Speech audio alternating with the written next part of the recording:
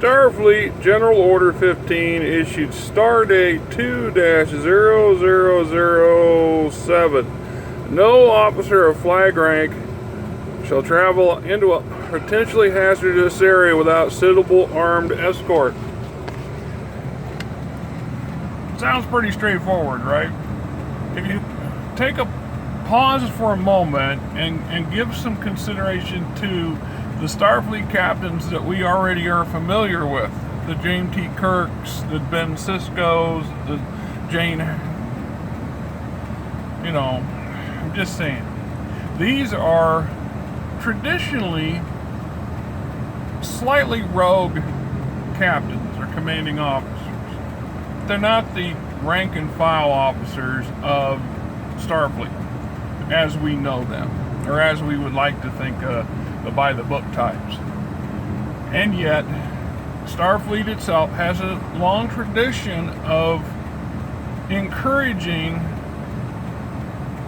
curiosity and pushing the boundaries and thinking outside the box and doing all the various things that a senior officer probably should have delegated to a junior officer or not done in the first place.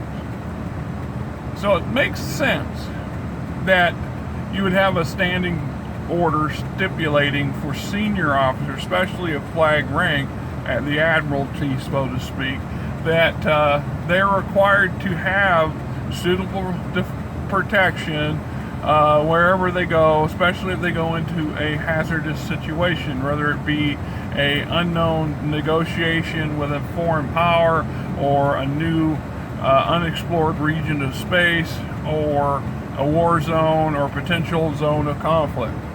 Because if you don't have this general order, I can envision Admiral Kirk's and Admiral Sisko's flagrantly and repeatedly putting themselves at harm's way and at risk above and beyond what's expected of their position and pay grade.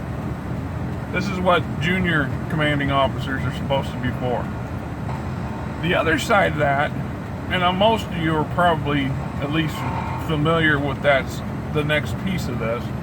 Most flag officers, especially senior admiralty, the higher you get up on the tree, the fewer of those individuals there are, the more access they have to sensitive information, current tactics, and experimental procedures and developments and scientific advances for the fleet, so on and so forth. You don't want that sort of stuff getting into the hands of a foreign power. Just the idea that you might be able to, pull out of their brain the access codes for defense grids and sensor networks and things like this is all the more reason why senior flag officers are not supposed to go to the front. And a modern vernacular, or a postmodern, pre-modern vernacular, seeing General Eisenhower going to the front lines in Western Europe during World War II without being heavily escorted and protected was absurd. MacArthur did not grab a rifle and wander out into the jungle to check on a missing platoon without having a battalion of special forces dragging along behind him, if ever.